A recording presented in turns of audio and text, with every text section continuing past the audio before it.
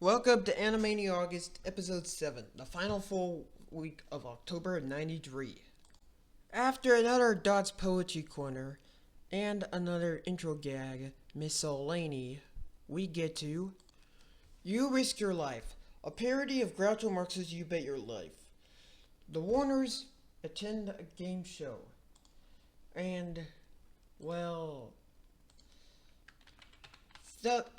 of course, being the Warners, you know, antics happen within this episode. Within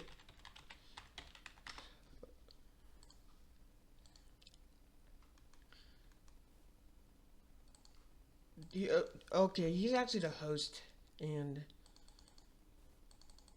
there's definitely a lot of funny jokes, like Wacko smacking the head of the winner with a mallet. I got your can. Slappy and her neighbor Candy Chipmunk argue over a discarded Coke soda can.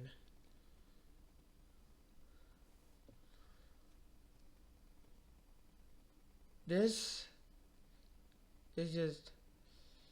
This segment is definitely interesting. It takes something that is just an idea that would usually stink, but turn into something very cool. There's a lot of good jokes in this one, and I personally like this one.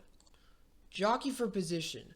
I know this may be an unpopular opinion, but I honestly think breaking the brain work best when they're not doing stuff that is just solely science based. In this case, they're there to rig the Kentucky Derby, and there's a lot of great jokes in this one, like the never breed joke, for instance. And it really just works. It's an idea that sounds dumb, but it works. It's also the first appearance of the Far Fig Newton, who would later appear in a few other segments. We begin another episode with another Dot Poetry Corner and a newly animated intro gag, in this case, Chicken Chow Mania. After the intro, we're thrust into another good idea, bad idea segment. Good idea, taking a deep breath before jumping into the swimming pool. Bad idea, taking a deep breath after jumping into the swimming pool. Moby or not Moby? This is a parody of the classic book Moby Dick, starring the Warner Bros. And the Warner sister Dot. This segment is definitely interesting. It's interesting in a way that of some things, including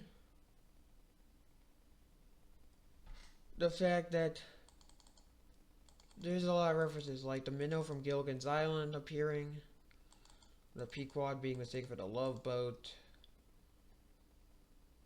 and this is also the first time the RMS Titanic is referenced in the Animaniacs franchise, predating the film by quite a few years. We of course get to another good idea, bad idea. Good idea, going skiing in the wintertime. Bad idea, going skiing in the summertime. Mesozoic Mindy.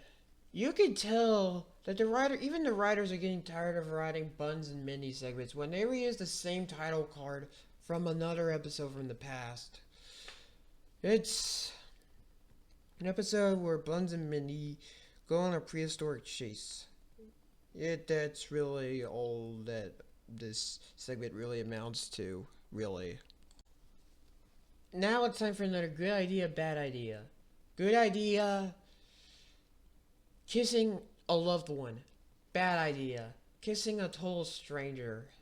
Honestly, this segment is just funny, because it's just funny in the way that Mr. Skullhead casually comes up onto a barley-looking man who looks to probably gonna steal stuff from the restaurant, and then of course at the end, the barley-looking man punches Mr. Skullhead into the air. The good, the boo, and the ugly. Definitely a very interesting Chicken Boo segment. With Chicken Boo now the sheriff of a town in the Wild West. in a parody of the spaghetti western, and they make it clear from the beginning that it's a spaghetti western parody, as it begins with a title card, a pan shot reading spaghetti western with two sheriffs eating spaghetti. Chicken Blue walks through the door in a very cliched cowboy sheriff type way, and immediately he's the sheriff of the town. He defeats the outlaw, but eventually is revealed to be a chicken and is chased out of town. It's definitely basic, but all in all, it's definitely Chicken Boo at his finest. And now we get to another good idea, bad idea. Yeah, there's a lot of good idea, bad idea segments this week. Good idea, doing your own yard work. Bad idea, doing your own dental work. This episode ends with an ending with Buns and Mindy, rather than a typical ending. The ending of this is specifically a parody of the ending of the show Lassie. It's definitely not a show I'm familiar with, but it is interesting that they managed to switch up the ending sequence from the typical tower sequence. Dracula! This episode is the first Halloween segment of the show, and this involves the Warners meeting Dracula himself. The Warners are intending to go to their home of Pennsylvania, and if you know Halloween episode cliches, you know that they ended up on Transylvania. Of course, there's also a surprise cameo of the Tasmanian Devil from the Looney Tunes at the end. All in all, a very okayish episode. Frankenrut. This is probably the first segment that uses the same title card from the previous segment. And this involves Dr. Frankenstein with PHR at the beginning, intending to destroy the village off the coast with her castle with her creation. Monster's dog, whose name is Scout. Rita and Runt get to the castle and they save the day. Honestly, this one is, it's fine, but you can really just kind of tell that even by this point, they're already starting to run out of ideas for Rita and Runt. There's not really a lot you could do by pairing up an opera singing cat and a dog who's supposed to be like Dustin Hoffman. The final Halloween sketch and the final episode of the show we're going to review today is what begins with a good idea, bad idea segment. The good idea is dressing up as a pirate. Mr. Skullhead dresses up as a pirate next to kids. One of the kids is dressed up like a toilet paper mummy. One of the kids is dressed up like a ballerina. One of the kids is dressed up like Ariel from The Little Mermaid. One of the kids is dressed up like a clown. And finally, one of the kids is dressed up like Bart Simpson. With, of course, the infamous merchandised blue shirt and all. Bad idea, dressing up as Piata. Those 5 kids I talked about, they beat the bones out of Mr. Skullhead. Hot, bothered, and bedeviled. As the Warners try to go to Six Flags, they end up in the fiery depths of heck. Yeah, I mean, really, even if you could have said an episode, in hell, it's still Saturday morning, you can't use the word hell, so heck it is. The episode involves Satan himself. And, well, actually it's Hades, not heck, but whatever, it's same difference. But Satan is still called Satan. And there's a lot of funny gags. The whiny protest song from the 60s, and the fact that Wacko literally freezes hell over is there's a lot of funny moments in this one, honestly. Eh, and, like, of course, the Whiny Protest song is a reference to the Bob Dylan. And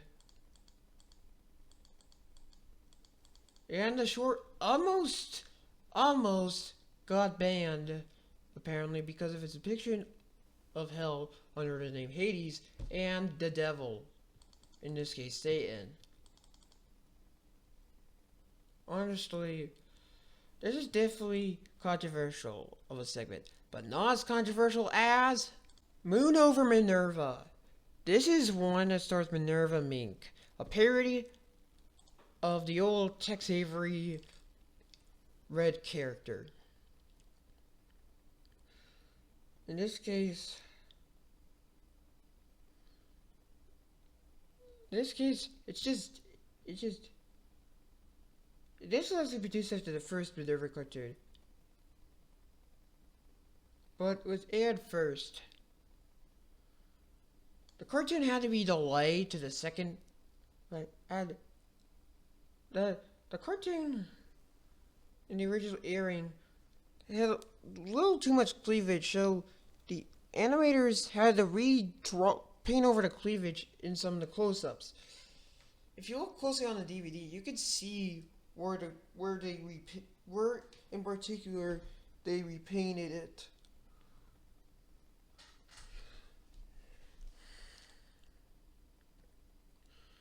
There's also a sort of parody of Michigan J. Frog, and really, it's surprising they got this segment away in the same episode that literally puts the Warners down in Hades, because, yeah. They were really trying to spook the censors, especially on this Halloween. Honestly, all in all, Minerva Mink just only lasted 2 segments because really, the thing is that, of all the stuff Animaniacs can get away with, there's a limit for everything. And it's just, you would have to be very, very hard pressed to get away with a character like Minerva Mink, especially on Saturday mornings. Skullhead Bony Hands, and a parody of Edward Scissorhands, a woman named Peg Boogs, arrives and encounters Mr. Skullhead in the only Animaniacs segment that actually includes Mr. Skullhead as a standalone. Mr. Skullhead is a character that occasionally reappears in the Steven Spielberg cartoons, first debuting in a few of the Tiny Toon Adventure segments. And the weird art style of this specific character is because she was originally drawn by Elmira Duff, based on the gerbil's skull in her bow. And he appeared, and this is and really,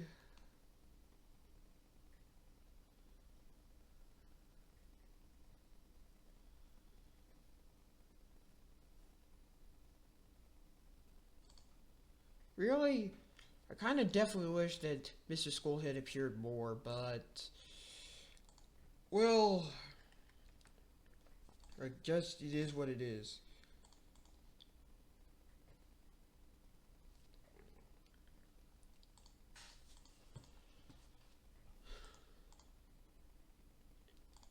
Also, it's also notable that unlike the Good Idea, Bad Idea segments that are animated by Wang Film, this segment was animated by Acom Film in Korea. Well, that's a wrap for October of '93, the first real full month of Animaniacs. By this point, the Animaniacs had definitely very well evolved. Basically, most, if not all, the characters are already just well established by this point, and all the if not all the recurring segments have already made their debuts. Well, thank you for watching, and I'll see you guys next time.